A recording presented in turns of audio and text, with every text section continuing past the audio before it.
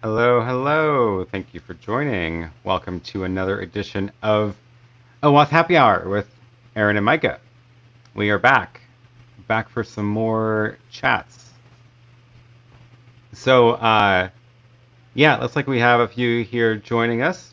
Go ahead and say something in the chat so we know you're here. But we'll be doing our normal Q&A as well as talking about some stuff that we've got on our minds. It's good to be back. So yeah, we've got some interesting topics to cover today. Shortly after our last live stream, there was a pretty big incident that happened with Apple's OAuth API. So we're going to talk a little bit about the sign in with Apple bug that got one lucky bug bounty hunter $100,000, which that's a lot. That was a good one. Yeah. But yeah, what else is new in the world of OAuth? Where do you want to start then?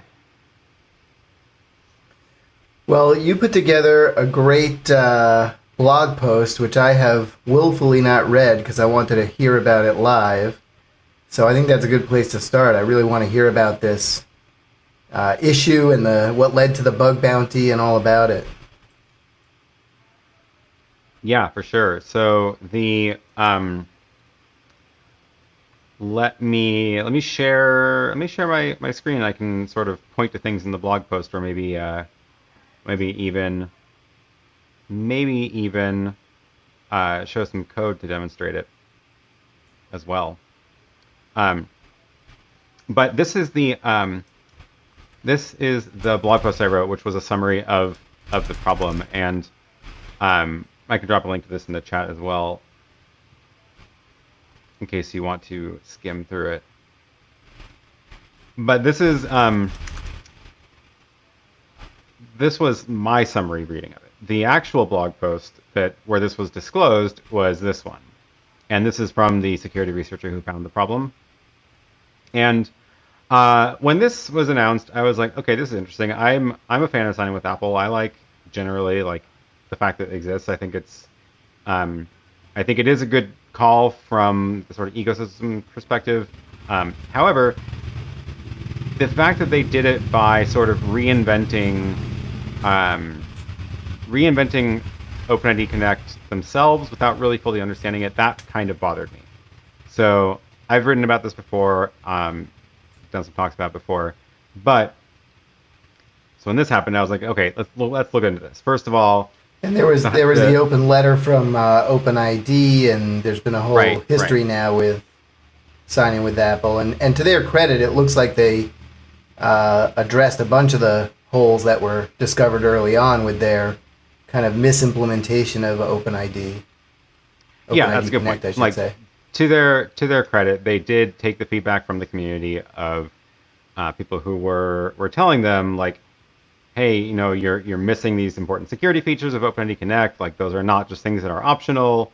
And it was published as a letter from the OpenID Foundation to Apple, and then they slowly have been fixing it. So it is better than it was when it launched.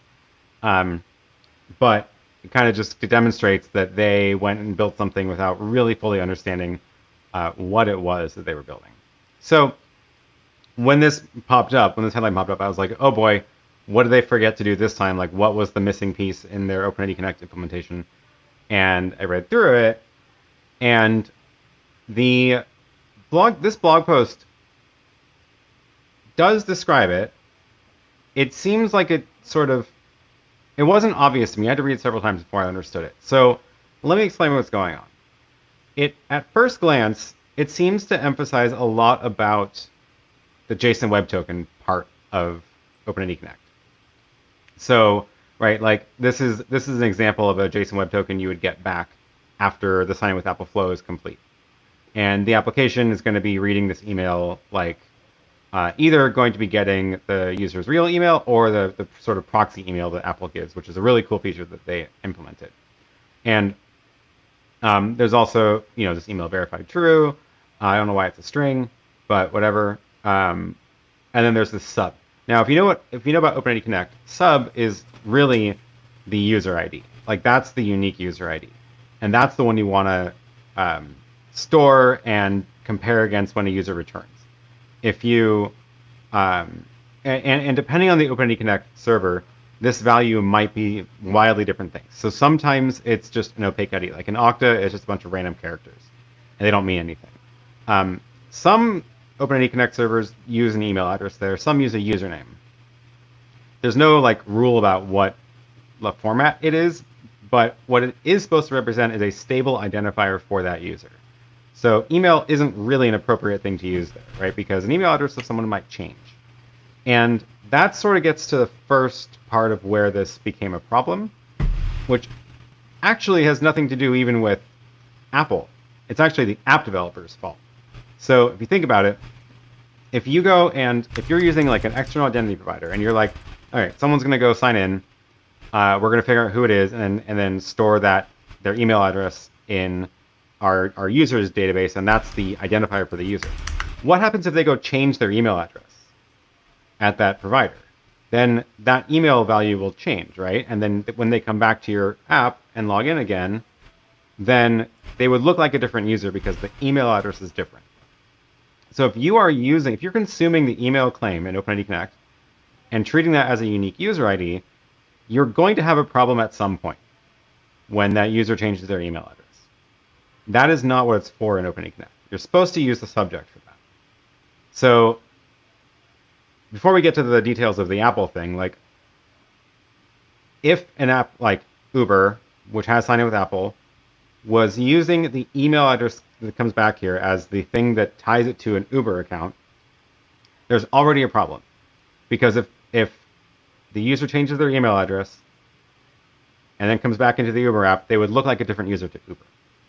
So that's already a problem. And that's kind of what made this a 0-day, was really if app developers are doing it wrong. So, all right, with that out of the way, let's get into the details of this now. The problem actually has nothing to do with JSON Web Tokens. The problem is this one, but I feel like his explanation didn't quite give it enough emphasis.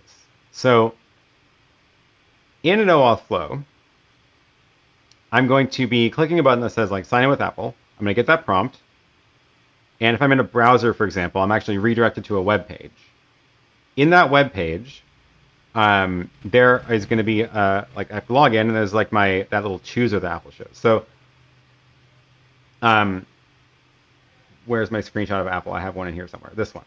So this is actually what I see on a web page, right? And I get this little chooser that says like share my email or hide my email, which is again very cool. And if I click edit, I didn't show it in the screenshot, but I actually have multiple email addresses on my Apple account because I have like an iCloud and like a me.com account from ages ago.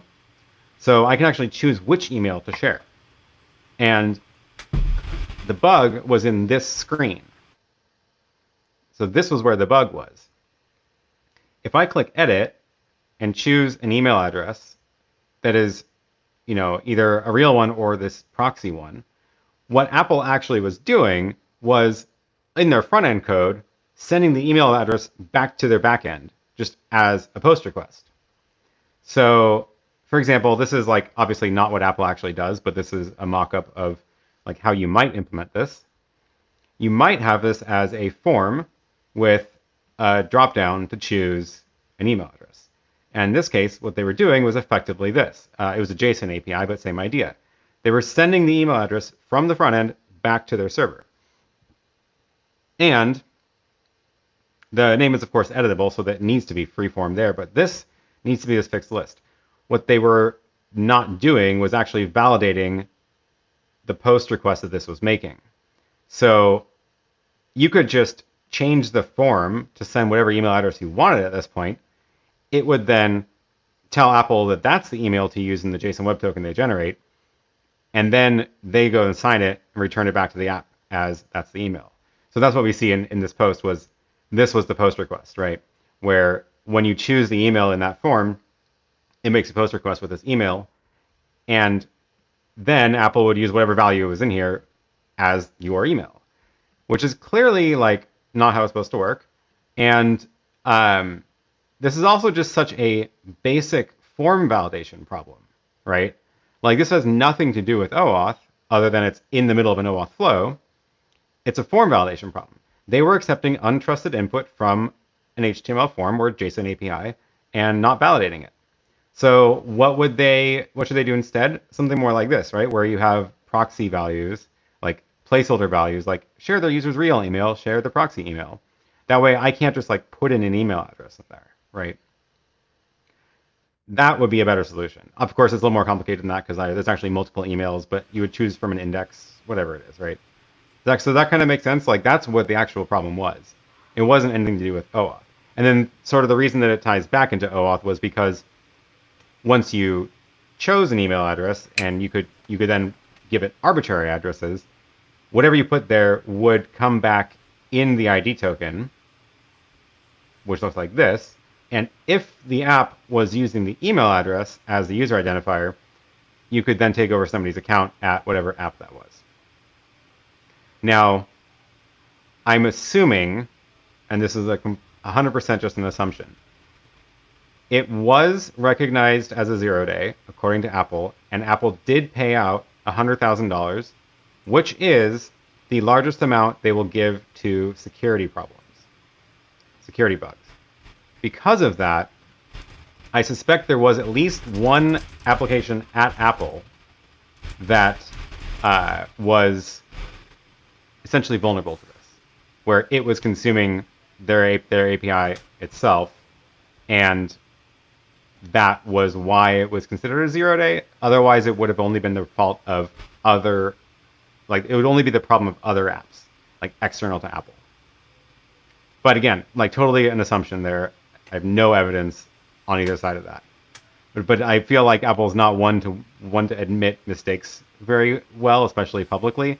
So paying out the most amount for a bug bounty seems like a pretty big admission. That's pretty wild. Yeah. And while it's clear it was a you're making an assumption, there's a lot of evidence to support it. It seems like the amount they paid out, the doing it publicly. Mm-hmm. So, wouldn't this affect developers that use a subclaim instead of the email? No. So that's the trick here, is that this does not. If you use the subclaim, you are not affected, because this was not changing like what user account was being logged in. It was just choosing what email address to put in the ID token. So if we look at this example this is actually an example from Apple that I got. These are the claims they put in here. So if I obviously they patched it before I tested it, so I couldn't actually test the bug, but the sub, that's the actual user who's logged in. It's only the email address that would have been swapped out. So if the developer was using the subject field, they'd be fine. Still weird to have a token with, an invalid value in it, but the sub is still the unique identifier for you, regardless of what's in the email claim. Yeah, and it's like definitely a problem because it's somebody else's email, which means so you're not supposed to use the email address to identify a user in the ID token. You're supposed to use it to contact them. So like apps and consumers of these tokens are definitely supposed to use the email. It's just meant to be the email, which is a contact method of like you need to send a receipt to the user. Like you finish an Uber ride, you send them a receipt. Use the email for that. That's why you need to know it. But don't use the email as the identifier of the user. Right. So yeah, pretty sneaky. Yeah, it's a good one. And I don't know about anybody else, but I'm kind of mad that I didn't figure it out. It's a low tech. Right. Like if you ever do like a security capture the flag kind of thing, that's like the first level that you get, 5 points for is alter a form post. Right. Yeah, it was. It's not the most. Yeah, not the most advanced hack in the world, which I think is also pretty ironic.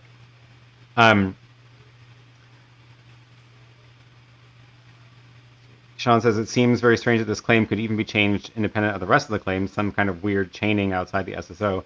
I mean, the problem is that, like, if you're generating an ID token, like if you're an ID provider and you're issuing ID tokens, you're building it from scratch, right? Like there's nothing behind you that's feeding it, right? Like you have to decide what values to put in each claim, and like you're probably going to grab the subject from the database. You're probably going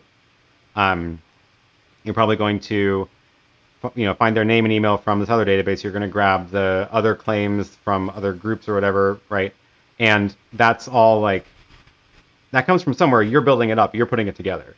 And then they just happened to want to let users choose which email address to share with the app developer, which is, again, a really cool feature.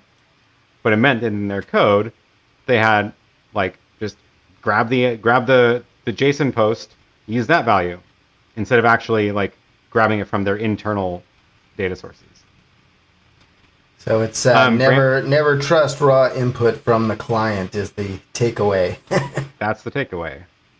Brandon says, I can see why someone would want to use email and email verified to tie in a new sign-in to an existing account. Yeah, so this is also, like, this is a classic problem with using third-party identity providers,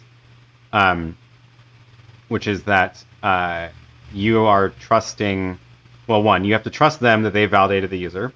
This is an example of when that trust sort of breaks down, but you are trusting that they've actually implemented their own login appropriately. Like if I have a sign in with Twitter button on my website, I'm assuming Twitter does not let other people sign into those Twitter accounts, right?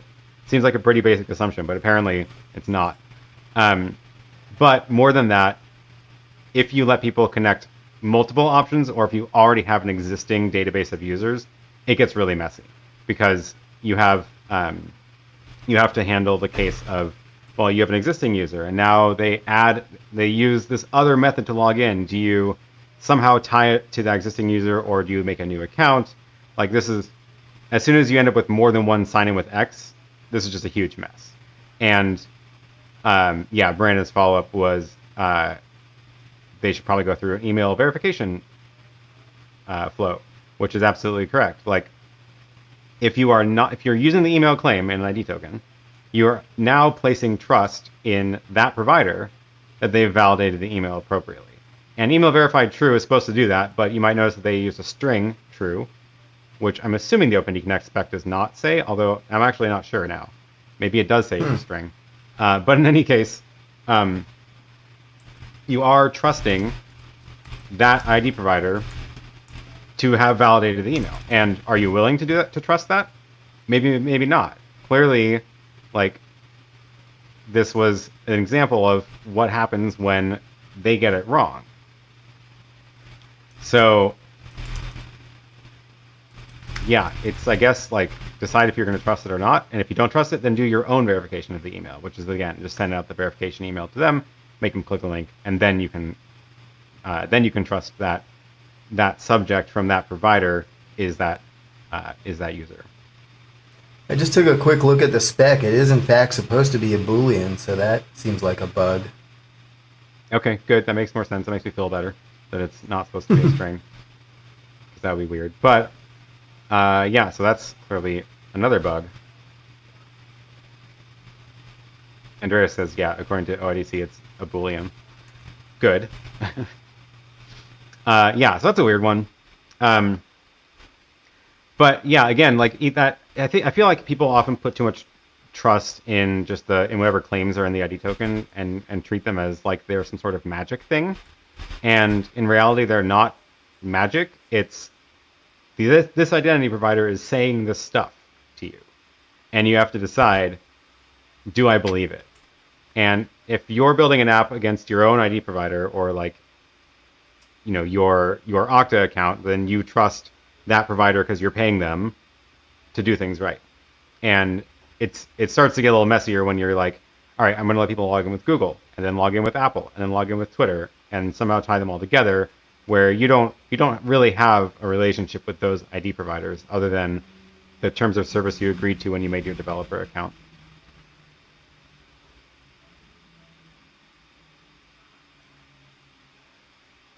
Yeah, so you're trusting the ID provider for user authentication, but then not for email verification, which is a little weird. But again, not every application has the same security requirements, right? Like, I can imagine that if you're trying to protect data that's in your API and you let people log in with other ID providers, you should take as many precautions as you possibly can. It's always layers, right? It's like layered security. So if you are trusting the email verification of that provider, you need to be aware that you are trusting that, placing that trust in them, and know what happens if they break that trust.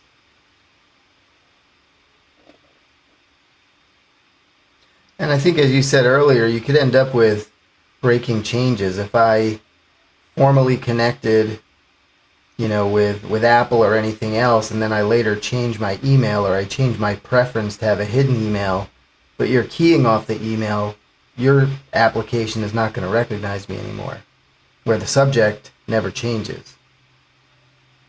Yeah, exactly. And the ID provider plus subject pair is the thing that's unique to that account, the external account. And yeah, like Apple is a great example again of like, I can just go into my Apple account, change my email address right now, and then next time I log in, the app's going to get a different email address. Just as a side note, do you know if that impacts the proxy email address that Apple issues? Like, if you change your real email, does it generate a new proxy email if you've chosen that as your preference for a given application? Interesting. I haven't tested that, but it seems like it might, because it's supposed to forward to you. It's supposed to find its way to you, right? Yeah. Right. It's supposed to find its way to you somehow. I don't know how they map it, whether it's a simple forwarding rule like this proxy goes to this email, or if it's more complicated where it looks up the current email. A lot of edge cases there for sure to test out. Yeah. And yeah, so then if you have, you can really only take email as an identifier if the ID provider actually defines the email, like Gmail. So Gmail accounts, yeah, the identifier of the Gmail account happens to also be an email address. So that's not the case though for every ID provider, right? And yeah, it's probably not worth special casing that in Gmail. If I actually don't remember off the top of my head Gmail's ID tokens, but they might use the email address as the subject value because they are unique to the account. And that's up to the ID provider to know. And if they didn't want to make up a separate identifier, they could use the email address as the subject. Your app wouldn't need to special case it then because it's going to read the subject value.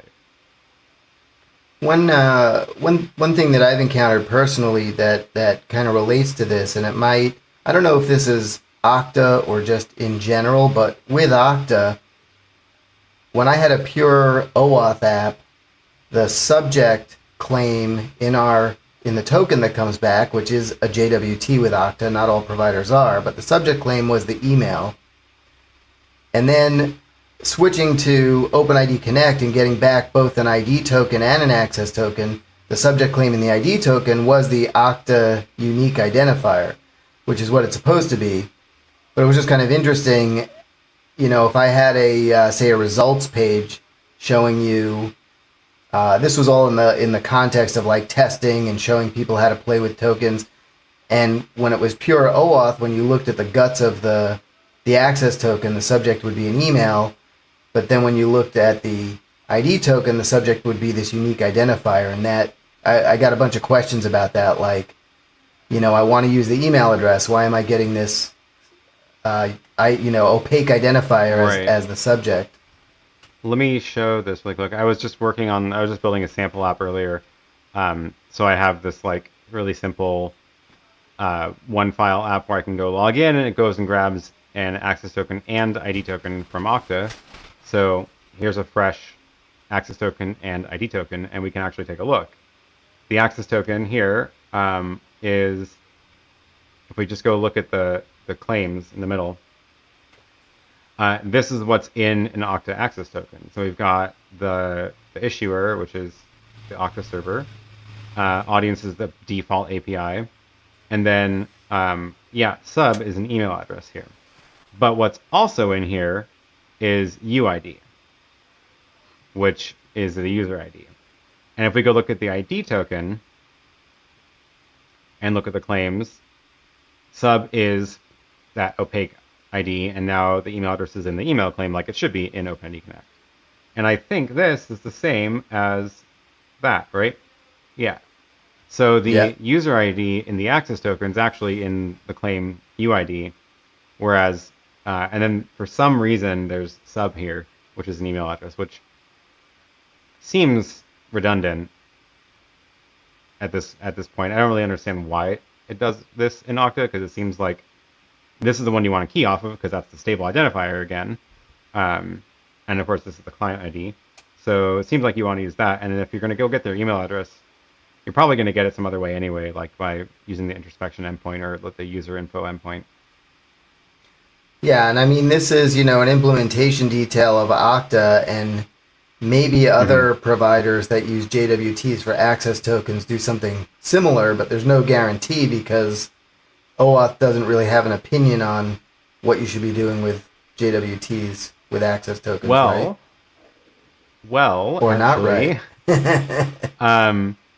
Up until very recently, that is the case, and there is a new draft still in the works. Okta is part of the contributors to it, which is a JSON Web Token profile for access tokens. And this is this describes, if you do want your access tokens to be JSON Web Tokens, then they should probably look like this. And this is based on surveying a bunch of APIs that do have JSON Web Token access tokens, including Okta was one of the ones that was part of this. So we can go look in here and see what it says. Subject is the subject identifier of the resource owner, and that suggests to me that it should be the user ID, not the email. Yeah, interesting. So that could have an impact on Okta's implementation long term, because we have a custom claim called UID, and we're using the subject we're stuffing the email into the subject. And then this is another difference here, which is client ID instead of CID. And that is, so those are some differences. But this is what happens with specs, right? Which is that, like, it starts off with taking a look at existing providers, existing implementations, and then doing like a survey of them, and then figuring out, okay, what is the most common, what's the best practice, what should it be, and then making decisions about whether or not to break existing implementations. Because if this goes through as is, like, it's still early draft, so this is by no means finalized. But if this does get finalized as is right now, then Okta will not be compliant with it because of those differences. And we would have to Okta has to make the decision: do we change the implementation that we have? Do we let people opt into the new format? Do we just roll it out at some point in time? Right, which is always the struggle here. Usually these drafts will have a changelog section while they're in the works, so you can see how it's changed over time as well. So if you go look and see, like, we can try to find, did it ever say UID or CID instead of client ID? And that can be interesting to sort of see how things evolve.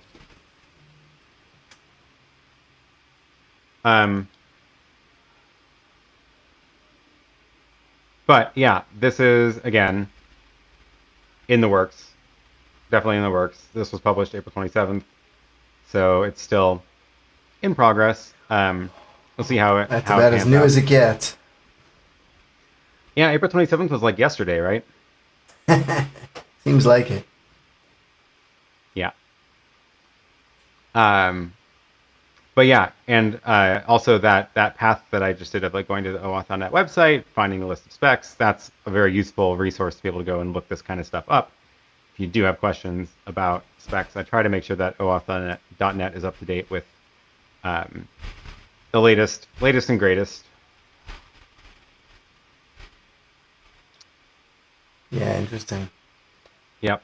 Well, that kind of ties into... Oh, go ahead, Aaron. I just want to say, if you are watching this live, feel free to drop questions in, and we'll get to the questions. So, yeah. And this path that you took kind of ties into something that I'm always interested when we get together, which is what's new in OAuth. Well, what we were just looking at is pretty new, but you're kind of in this gap now between meetings of the working group, right? So, is there continued activity? I'm sure there is on the email list. Yeah, the group right now is in the middle of, well, we wrapped up our last of our in-person, we're in person, got converted to online meetings. We're about to schedule the next round of them actually for, I think it's something late July. We're gonna do the same thing where we do like I think 1 or 2 topics a week for several weeks in a row. And in the meantime, the discussion has continued on the mailing list. And if you are interested in catching up on it, which it's a lot, let me just tell you that. Again, on the OAuth website, under the community section, there's a link to the mailing list. And there's been a lot of discussions. I haven't looked at this thread at all. I'm way behind on catching up on these. But one of the things I have been working on is this PKCE issue that we've been talking about over the last couple of weeks, finalizing the language around that and what text and actual recommendations to make to people who are following the best practice, and then how that also ties into OAuth 2.1.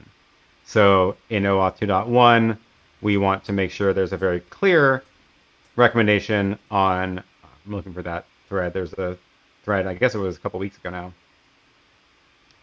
This thread, we want to make sure there's a very clear language around exactly when and why we should be using PKCE, and in what cases it's not necessary. So far, the general consensus is it's always a good idea, and public clients absolutely have to do it, and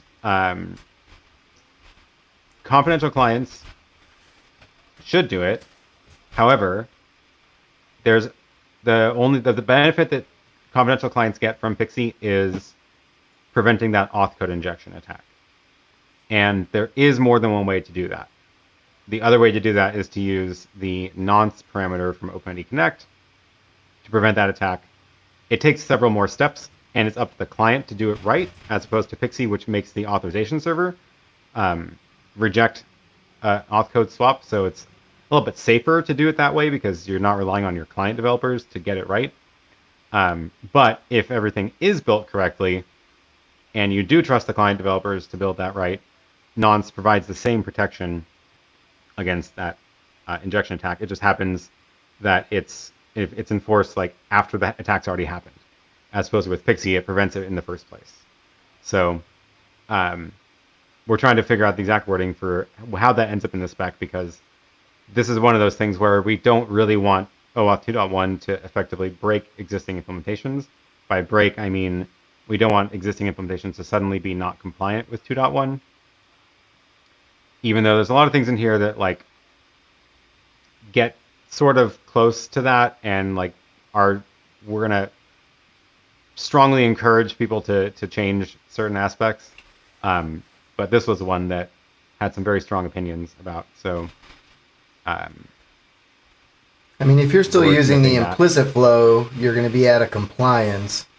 But I think part of the pushback was, if I'm already using the authorization code flow for a confidential client, and I'm using OpenID Connect, then I shouldn't like all of a sudden be out of compliance, because I have a way to mitigate that. But especially in light of everything we were just talking about, Apple, just seems like a bad idea to leave it up to the client long term. There's it's distributing a problem as opposed to handling it at a central point, which would be the authorization server. But I understand it's a process. But I mean, having, at least the last time I looked at it, having the strong recommendation to use PKCE with confidential clients, except in this very kind of targeted case, I think is at least progress. Mm-hmm. Yeah, I agree. Should we talk about the Cookiepocalypse? Sure. WebKit indirectly is deprecating silent renew. So now all clients are going to have to ask for offline access, even if they don't need to access APIs without the user. So yeah, this is all wrapped up around this issue of changes to cookie policies that browsers are doing. It has been a pretty common practice to have this idea of silent renew, of course, is that you don't necessarily want to have the user go redirect back to the identity provider to get a new access token every whatever token lifetime is, like an hour. So silent renew is essentially you drop that address, that redirect address, into an iframe, make it hidden, and it happens in the page, and then the access token can bubble up out of the iframe back into the page. And so it's, silent renew because the user won't ever see any of that happen. The only reason that works, though, is because when the iframe is embedded in the page, the browser still sends the cookie along, for that iframe's domain, along with the request in the iframe. So the identity provider, which is sitting in the little box, now says, oh, I see the cookie, so I know who this user is already, and I can see that they, their session is still valid, and I will just make a new access token. The change is that browsers are, going to stop sending that cookie if it's on a different domain. And that's going to break a lot of things that rely on that mechanism. And they're dropping it because it can also be used for tracking and bad things. So it's probably overall better for security and privacy, but it's going to break a lot of things. And the workaround is JavaScript apps are going to now need to request a refresh token, which means that they can then make a post request themselves to go get new access tokens. So that's one way to do it. And what gets a little bit weird is that a lot of people have implemented their APIs such that requesting a refresh token requires asking for the scope offline access, because that's traditionally what the refresh token was for, right? Which is that you want to grant this app, an app that's going to schedule tweets for you, right? You want to be able to tweet later. So you log into that with your Twitter account. You're in front of the computer. It has an access token. You close the browser. You log out of that app. 2 hours from now, it's going to go and post to Twitter, or a week from now, it's going to post to Twitter. It needs an access token. You're not at the computer. Your first access token is probably already expired. How's it going to get one? And that's what a refresh token is for. So that's the actual meaning of offline access, is you're not in front of the computer anymore, and now the app is running on its own. And that's not at all the picture with JavaScript apps, because the user is in front of their computer, and they are there, and that's why the iframe trick works, because their session with the identity provider is already active. There is a proposal or early mumblings about this concept of online access, and that might be a way forward with this, which is to tell, so the app doesn't have to request offline access scope, it will request online access scope, which is really just sort of a backend organizational thing, really, which is it's telling the OAuth server, I'm not actually trying to run without the user in front of their computer. I'm actually just trying to get a refresh token for online access. And that means you can do different policies around token lifetimes based on that scope, instead of having to tie your offline access refresh tokens, or all refresh tokens, to the offline access policy. So that's a possibility of essentially that just means that there might be a new way to get a refresh token. In that mode, would the expectation be that if I walked away from my computer and the access token expired, it would detect some sort of idle time or me not being present and would then force me to re-authenticate or something? Yeah, Has anybody talked about like the mechanics of that? There's a bunch of different options of ways it could work, and this is again all stuff that's up to the identity provider anyway, like in current OAuth, and offline access isn't even part of OAuth. It's just what a lot of people have done. So like anybody can just make this stuff up right now, even it's fine. Sure. And but yeah, the trick will be that the application is going to be making a request to the token endpoint with a refresh token, but there's no interaction from the user's browser to the identity provider. Like the user session is not actually there. So yeah, that's there's a lot of different ways it could work. Oh yeah, Vittorio talked about this yesterday in his talk. I haven't actually caught up on that yet, but he's of course deeply in the middle of all this as well, being at Auth0. So definitely recommend taking a look at his talk as well.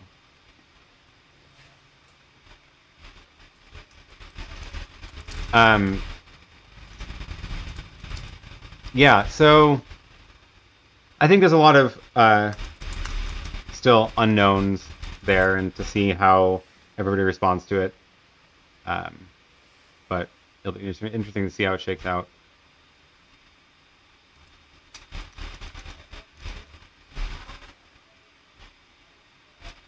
So yeah, speaking of single page apps, I guess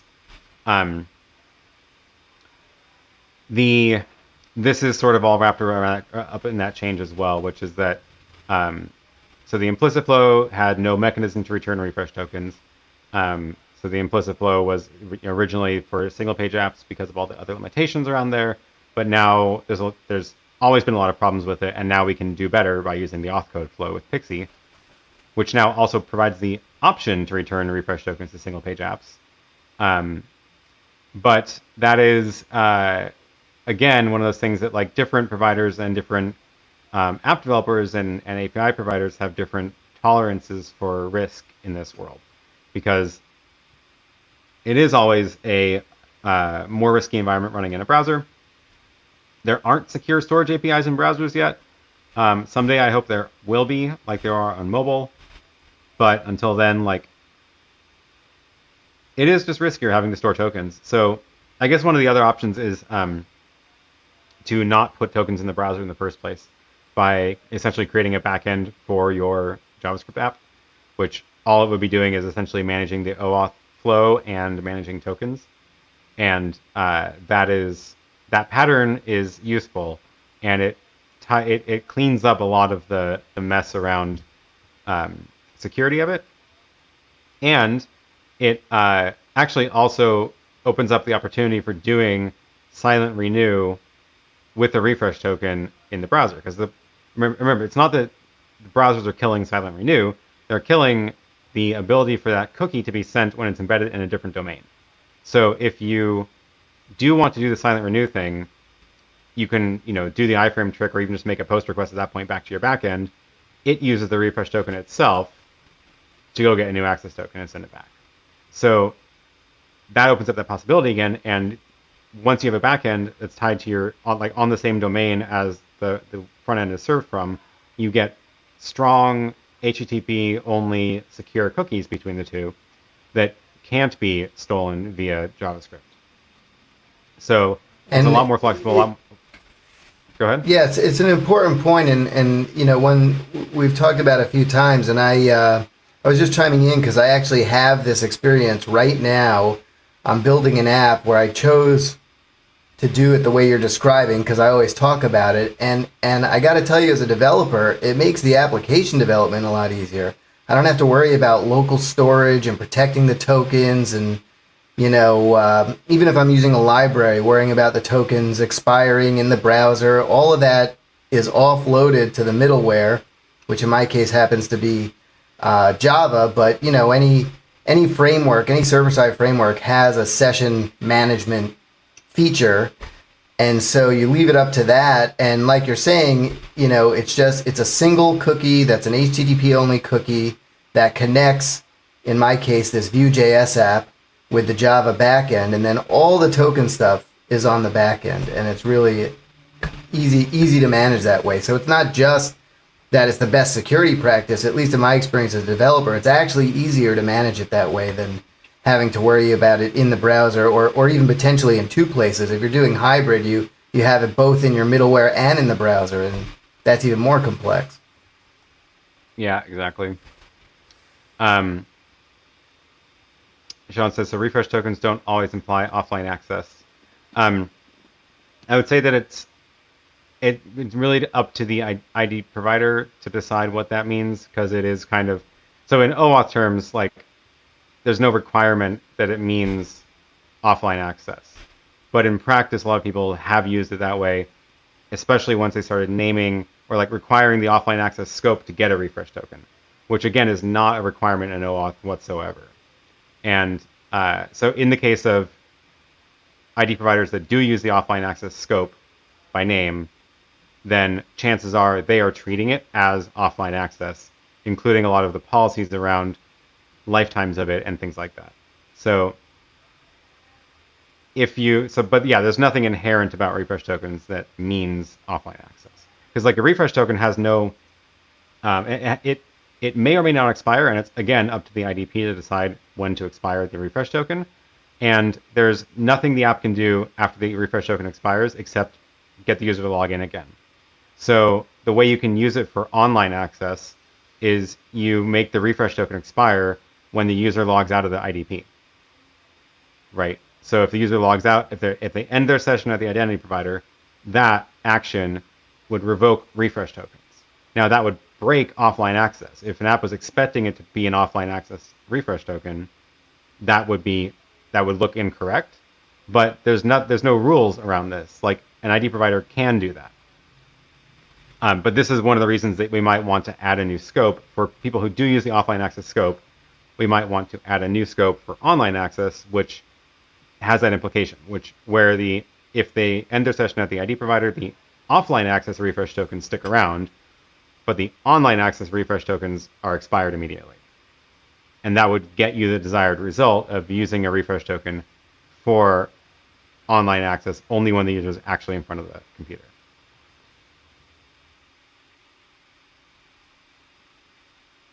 Does what I'm saying require well-behaved clients? No, ideally no. So ideally, you want the ID provider to create rules such that clients are forced to follow them and don't have to do things right.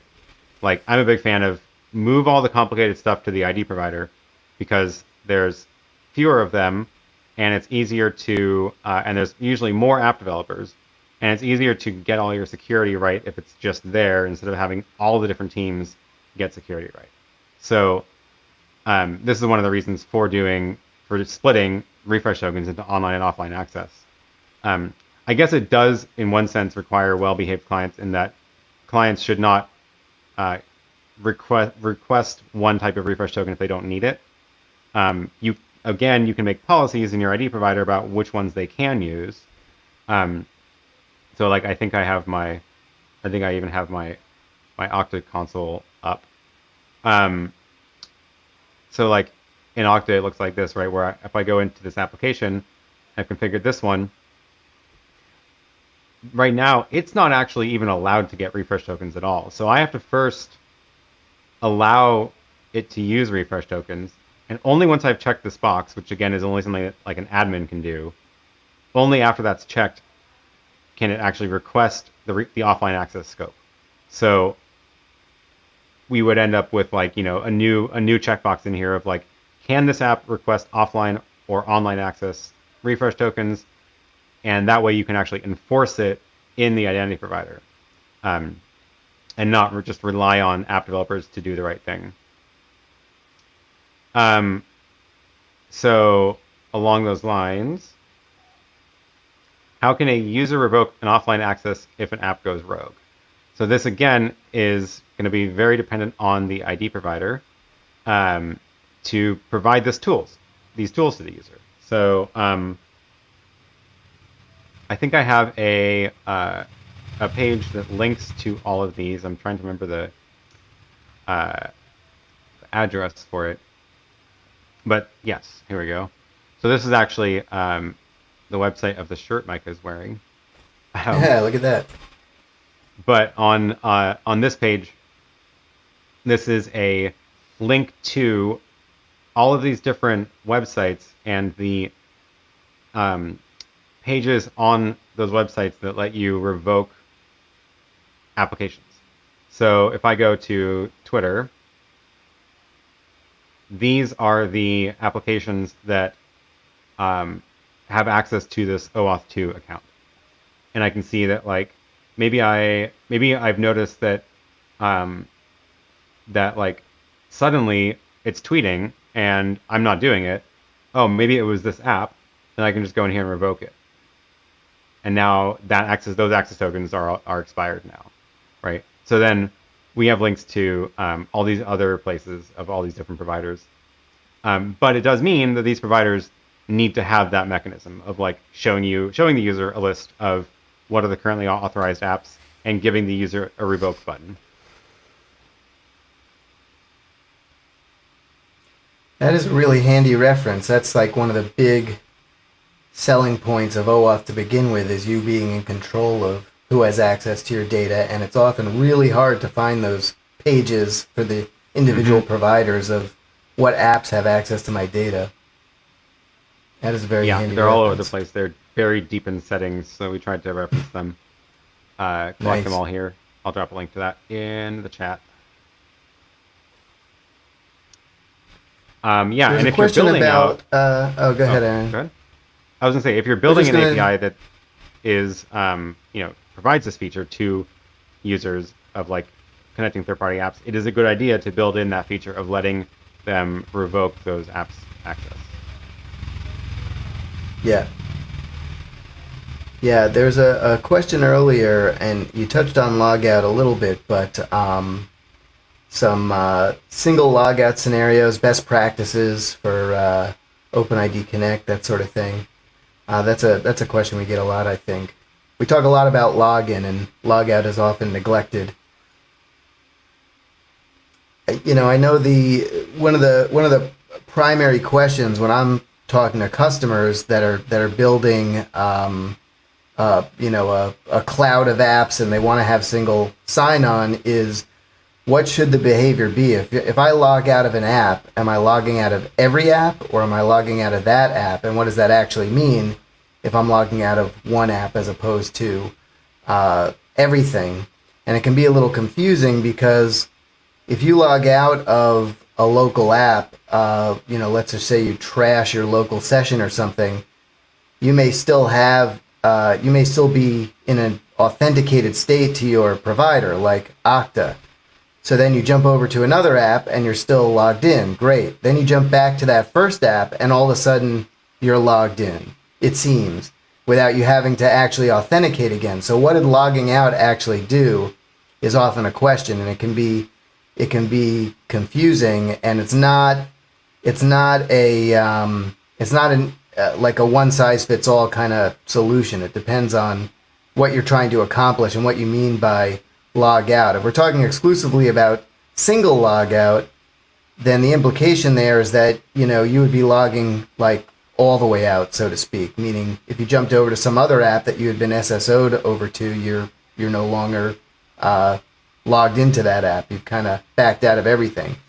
And that's kind of what I would say is easiest to implement and maybe most secure, but that also can be kind of an unexpected user experience if you're in the world of SSO. I logged out of this one app, and now all of a sudden I'm logged out of everything. That's not what I expected necessarily, so. That happened to me actually with Google a while ago. I was on Blogger, which is of course a Google product that they bought at some point, and rolled it into the account system. And I had completely forgotten that it was like, Google.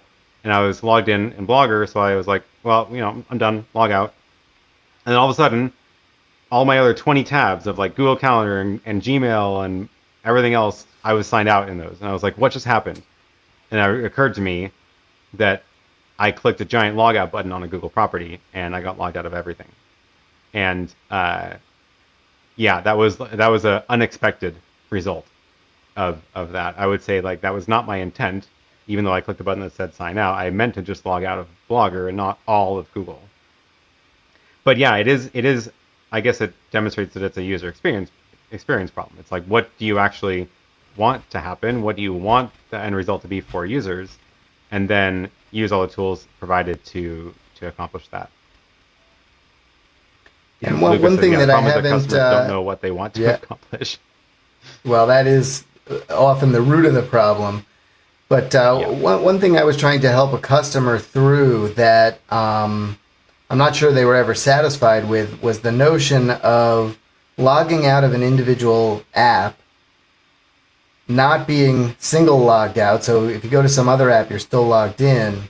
But then if you go back to that app that you logged out of, forcing you to re-authenticate, because you had expressed, like, I want to log out of this single app. You had expressed that, because often what happens, the behavior is that, and you don't even see this in the browser, but the behavior is you go to log back into that app, you're redirected over to the authorization server. The authorization server says, oh yeah, you're already logged in. It redirects back with tokens or a code or whatever. And you're like magically logged in again. And that is kind of the flip side of the coin that you're describing, which is a jarring user experience. Like, what does logging out of an individual app actually mean then, if I can just click login and be back where I was without having to re-authenticate? My little sample app has that exact problem, right? I'm logged in here, and if I click log out, cool, it looks like I'm logged out. If I had written this app to attempt to like not have a logged out page, like I can go like if I just made it always try to log the user in, that would actually probably be better for this app. But then it would essentially click this link, but I'm still logged into Okta, so I just immediately get logged in again, right? And that's exactly what you're explaining is like what I actually want is to tell, if I click log out, I want Okta to put up the password prompt. And it knows, it does know which app I'm trying to log into, so it should be able to do that. I could do it with one of the prompt parameters. Prompt login, is that the right one? And I think it might be right. Everybody uses prompt none. Right, prompt none is so that you don't so that you can do silent renew. Right. Let me try it with prompt login. Nope. Oh, well, I put it in the wrong spot. That's why. Log out, log in. Yeah, and now I'm prompted. Oh yeah, and this is cool. Notice that it only asking for a password because I am logged in there still to Okta, so it already knows my username. Oh, that's cool. I never noticed that before. And now so this is more like the experience that I wanted, right? Log out, click log in, and I have to enter my password again. But if I do this, it means that I can't. It means I can't do the silent renew anymore with that prompt login. So that was the change. You changed it to prompt login, and then you get that behavior. So if we look at the link, I just added that to the end of it. Right. But that means if I try to bypass my landing page here, now I'm always going to be prompted, right? Right. So like, let me bypass the landing page by just immediately redirecting. I don't have that window shared, but what I'm doing is I'm taking this URL and I'm just sending a location redirect to it right now, like without a HTML link. So if I visit this, I'm now immediately redirected, which is great. Oh, I think I typed that wrong. Oh, I did it. Okay, great. Nice. Cool. All good so far. And if I close the tab and go back, I am logged in because I still have a cookie at this website. And if I delete this cookie by clicking log out or wait long enough, you can see that I now get redirected back. So I don't have like it's pretty good. It's only Yeah. a little bit. It's only a little bit Right. awkward, right? It might take some more fiddling with like um, making a sort of log out redirect page that shows like you are logged out instead of redirecting to the home page Right. after the logout. But Yeah. you can get close with that. Well, that's a good technique. I just learned something, even about our own service. First of all, that it dumps you right over to the password, which is great because it recognizes Mm-hmm. that you're already connected to Okta, but also just kind of managing the notion of I don't want single logout. I want app level logout, but I don't want that weird user experience of just automatically being re-logged in just because I clicked login again. So that's kind of a way to strike a balance there. Neat. Yep. Yep. And yeah, the reason that worked here was because actually I should show this just for completeness sake. If I go to localhost 8080 in this browser, I'm logged in. If I open an incognito window, and I have to do this to share that. Sorry. If I open an incognito window and go to localhost 8080, I'm not logged into Okta. I still had that prompt login, and now because I'm not logged into Okta, it doesn't have any idea who I am. So I have to now enter Right. my email address and password. Very cool. Yep. Nice. And now I'm logged in. Well, cool. Well, it's good to be back. That was a good discussion. That was a good demo of the logout feature. Wasn't planning on that, but I had all the code up and running from earlier today doing a workshop. Look at so that. it worked out. And we're at the top of the hour, so we should wrap up. Any closing remarks? I think we're on the schedule same time next week, so we'll be back with more of this. See what's been going on in the OAuth world. Do check out. Oh, I should totally plug the workshops because I have a whole series of them coming up. We are doing. I'm doing these OAuth workshops that go way in detail, and we're doing these as a 3-part series now. So this is new. If you go to octadev.events, you can see the schedule. We've got June 24th. Part 2 is a week later. Part 3 is a week after that. And there's a separate session series of them, which is Monday, Wednesday, Friday. They are a 3-part series. Part 1, we talk about intro. Part 2, we build an OAuth app. Part 3, we build an API. And they're a lot of fun. And it's been fun to do in 3 separate days. And then I've got a talk coming up at API Days. There's actually a whole OAuth track at this conference. I'm kicking things off in the morning with a what's new in OAuth talk. I'm trying to find the schedule. There it is. State of OAuth. And then Nat from the OpenID Foundation is doing something. Eve Mailer is talking, and then Dick Hart's talking about the future of OAuth, which is possibly OAuth 3, possibly TXAuth, aka it has like 5 names right now. So this is that event, which will be a lot of fun. And I don't know what platform this is going to use, actually. I don't know if this is going to be on Zoom or what. We'll find out soon enough. But that's where I will be. So, thank you for joining. Hope this was fun, and see you all next week. Bye, everybody.